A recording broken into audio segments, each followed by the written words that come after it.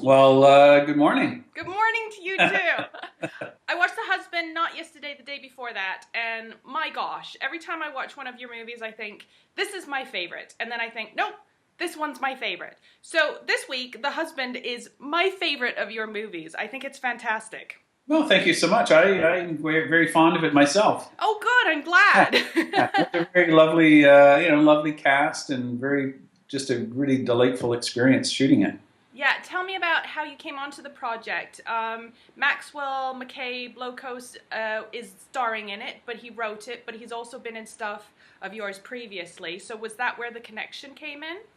Yeah, I knew of Max from the Deadly Snakes and stuff, the band with Andre Etier. And I first kind of got to really know him when we did the Tracy Fragments. He played this character with Ellen Page, and they had been in some stuff before. So it was a nice fit with Maxwell and Ellen. And then we had a fun time. And when it was time, I guess Max had been working on this movie with Kelly Harms as co-writer. And at a certain point, I don't know, they decided it was time to find somebody to help them once they had the script in shape.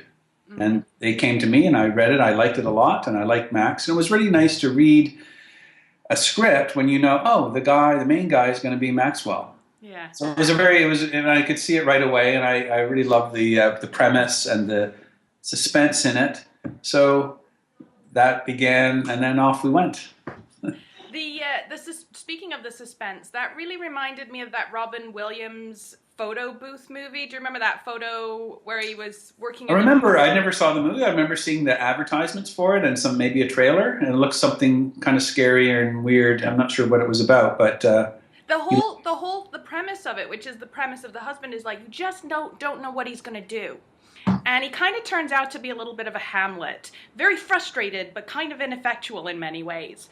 Tell me about kind of what your first impressions of the main character, Henry, was, and how you developed that. Because not a lot of it was, there wasn't a lot of talking. There's a lot of Henry right. thinking and mulling. Yeah.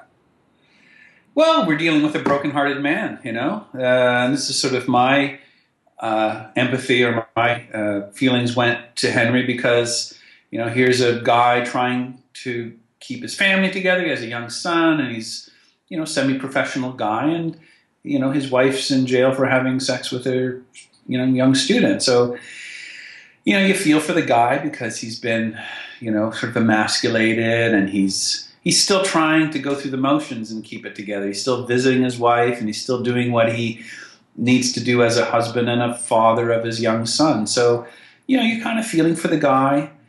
And then your feelings begin to change as he sees this kid one day on the way to his work. He sees that, oh, that's the kid that had sex with my wife, that wrecked my family. So he starts to follow this kid. And at first you're thinking, oh, he's just going to find some closure or talk to him. But then you start to think, no, he's going to do something really bad. And he's going to do something very violent. And so your feelings to him change a little bit there. You start to worry for him. You start to question, Yeah. what the darker aspects of his character. Or So what it's would it's an interesting ride that way, I suppose. or what would push you to that brink? How far would you go? Like I kept thinking, I kept putting myself in his shoes and thinking, if I was in his position, what kind of outrage would you have towards that person? And especially it being such a young person. I loved how you cast somebody who was really young. Look, this was not Joaquin Phoenix in To Die For. This was not hey, he could kind of have been an adult. He looked very young. Yeah, well, that's good. It was important that we felt that kind of strangeness.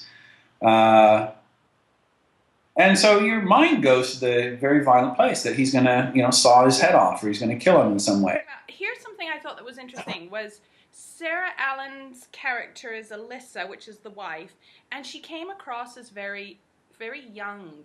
Like her perceptions and her emotions and her kind of making these like toys for her husband, when he came and visited her. And I thought it was a little bit of a kind of a revealing essence of her participation in you don't want her to be too much of a vixen or. Right. But I really felt like she met the young boy on a young level, and she was maybe not meeting her husband on that level. Was that? Tell me about kind of navigating that territory with her character. Yeah, with Sarah Allen's character, you hit it very well. We didn't want somebody that was predatory or was a vixen or was overly sophisticated. You know, we were looking for a quality in the character of Alyssa that was a bit childlike and a bit innocent, you know, because, you know, what happened between them was probably quite charming and lovely, you know. It's just, you know, you're not supposed to do that. You're not supposed to have sex with your students.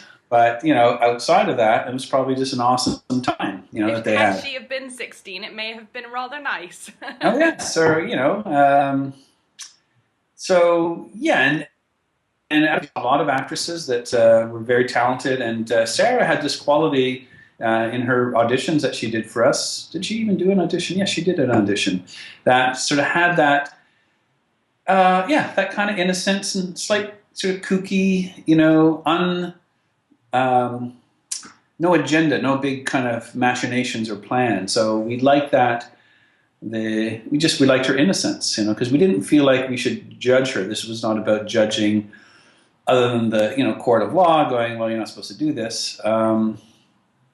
We didn't feel like the film should go down that road and sort of spank her too much for having, you know, chasing her pleasure. I mean, she's chasing it in the wrong way, I guess, but.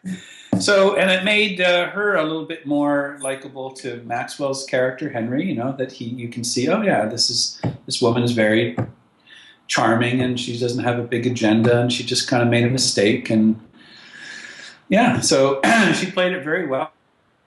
Performance a lot. And it was the first time I had to work with Sarah Allen and just had the best time. And her and Max, I don't know if they had history before that, but they really enjoyed working together. And, yeah, it was just a treat.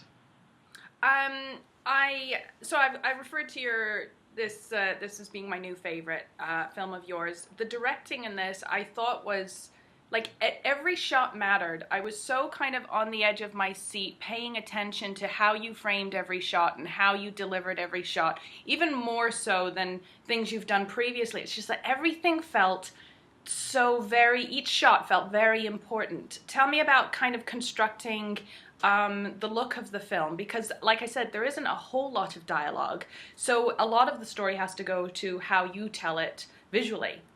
Yes, I think a lot of that credit's got to go to our designer Andy Barry, who, you know, was very instrumental in helping us find the right spaces and you know, dressing these sets, and also a very, very talented director of photography, Daniel Grant, who it's the first time I'd worked with Daniel. And I think my attraction to the project, and Daniel's and as well as other people, was the visual aspect of the movie, where it wasn't necessarily photographing people's heads talking to each other. It was about you know, moving through space. It was about sort of chase or lurking sequences, call them chase sequences, you know, following and looking and watching, and a lot of voyeuristic things. So that was very appealing for not only for the actors, for the cinematographer, because you get to tell the story in pictures. And the sound became very important. Todor Kobakov and Ian Lefebvre, who did the score, really matched that. It rose to Daniel's wonderful eye. I mean, a lot of the times when we were shooting, my job as the director is, you know, you set the stage, you tell everybody how it's generally going to go, and then Daniel would always be standing beside me and would always have a fresh and new way of framing it. I would have an idea, or a pretty good idea, but Daniel would always kind of give it that extra little nudge, or say, what if we shot this on a 28 millimeters rather than a 50, or, you know, always add a little something to give it a little extra panache and a little extra, you know, zing. And there's something quite, there's something very beautiful, classic, and almost stylized about his photography. I really it was a real joy to work with somebody that gave so much to this film. I mean, the look of the film, really, a lot of it goes to this extremely talented cinematographer. It's a kind of like a songwriting team where you know, I have the impulse to do this or that, and then he joins in nicely and just takes it to a place where I would never I was always surprised at the end of the day looking at the frames that we shot, and I always be, Daniel, I had no idea it would look this good. So, That's what you and want. pushed him to kind of push it. So it's always a surprise for me as a director to go into something and be surprised. You have an idea in your mind, but when it turns out better than you could ever hope for, you're working with the right people. Yeah, that was an incredible collaboration. Yeah, that was incredible. I loved it. I don't care about anybody else. I loved it. That's the important thing.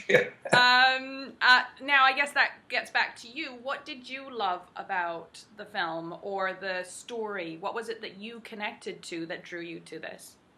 Well, I always like the complicated nature of relationships, the complicated nature of sexual relationships or masculine, feminine. That kind of oscillation is continually fascinating to me, and I'm sure lots of other people. This idea of a man trying to reclaim his masculinity, trying to reclaim his mojo, trying to kind of filter through why, how. Sort of a mysterious journey in that way. I like the fact that there's a redemption in the story. There's a kind of a redemptive conclusion. I like that. And the third thing I think is the fact that it was so cinematic in its storytelling, that it wasn't relying necessarily on great dialogue or language. It was really about sort of trying to bring the interior spaces of this man outside. So we would use things like Daniel Grant's framing and certain lighting situations and sound design and music to kind of take his inside outside. And this was the fun challenge for myself and for the design team. So yeah, and working with Max, Maxwell was, it's always great to work with your friends and work with very talented people, and to work with somebody that had obviously, this was a passion project for him. He'd spent a number of years writing this with Kelly. This was very important to him, and that kind of motive really affects everybody. It's not just, hey, we're gonna do this thing, and it's gonna be cool, it's gonna be great, but it really changes the game when people understand on the production that there is a very heartfelt and powerful motive behind the making of the film, or the reason why we're making it. Of course, we're making it to make it, and we're making it to make money, and we're making it to, be seen, but there's a kind of that sort of elemental motive is always a great propulsion in people's spirits and people's, people rising to their best abilities. And for a very small movie like this was well under $1 million. And, it was just to see everybody's kind of heart and soul in this and how lovely it turned out is a real testament to, a spirit of, indie pop filmmaking, I think. I agree. Now, you did say that you do television and film, which is true, and I read your IMDb, and frankly, I was exhausted reading it. I can't imagine what it would be like working all of this stuff. So, I wanted to know what your upcoming projects are, lastly. So, you've got Hellions, is that finished? Hellions, we're just editing right now, and it's a scary Halloween kind of freak-out movie. It's a beautiful, elegant, gorgeous, scary movie. So that will be out in October, in time for Halloween. Nice. It's a very Halloween movie. And so that's keeping us pretty busy. And, we hope to shoot something in I guess, September, early September. Maybe a romantic comedy, maybe, something like that. I am the Rain Man of rom-coms. I don't know if you've heard, but I love romantic comedies, and I think there's a little bit of an emergence happening in Canada right now for romantic films. We used to have like sad romantic films, like Take This Waltz, where like life was crumbling inside a relationship, or even The Husband, where it's like everything's kind of bit of a weird romance. The Husband, I guess. Yeah, rack and ruin. So I'm kind of excited about that process. Maybe some of your maybe 5 or so of some of your favorites romantic movies or romantic comedies. I loved Eternal Sunshine of the Spotless Mind. I think that's almost perfect. I love The Lake House. Did you ever see that with Sandra Bullock and Keanu Reeves? That was It's based called The on Lighthouse? The Lake House. Oh, The Lake House. I've heard about that. I'm going to write these down, if you don't mind, on my coffee after. The Lake House? The Yeah. Lake House. Okay. That's my go-to one, and Eternal Sunshine of the Spotless Mind. Let's see, what else is striking. I tell you what I like about romantic movies is ones that have complex issues that are they're simply told, but they explore complexities. Like in The Husband, it was a very simply told story, but it explored a lot of complexity. I don't think Interesting. yeah, I don't think you need tons of bells and whistles. I think Right. at the heart of something, if you have a basic concept and you explore that in interesting and intricate ways. But yeah, those are, I mean, I also love Take This Waltz Here. I mean, it's a depressing romance. I'll give it that. But it is, and I also like The F Word. I think that as far as current goes, that's fantastic. Yeah, well, good. And what about old ones? Do you see old movies too? Oh, I have a bad. Like I just rented this movie called Little Shop Around the Corner. Yes, with James Stewart. Yes, Yeah. I Do you know have that movie? I have an obsession with films from the 40s, and I'll tell you why. Because everything we do stems from films of the, like, black and white movies of the 30s and 40s. So that one is great. Oh gosh, what's the first Frank Capra one? With Clark Gable and At Claudette. One Night? Yes, that's a fantastic one. Have you ever seen Random Harvest? No? Write down Random Harvest. That's exquisite. Okay, great. Well, this is, maybe I won't be editing this afternoon. Maybe I'll be watching some movies. Thank you so much for doing this today.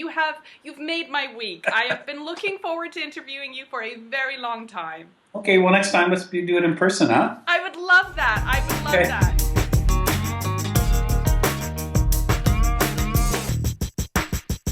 It's really amazing poster because that was designed in our studio here. Was it really? Yeah, we're the designers of that as well. Ah, I love that. And I saw Jack Blum at it, and I contacted him and I said, I need that for my interviews because it says it all, really, doesn't it? So Amazing. yeah, I love it. Oh, I'm glad. Thanks. Really cool. Thank you.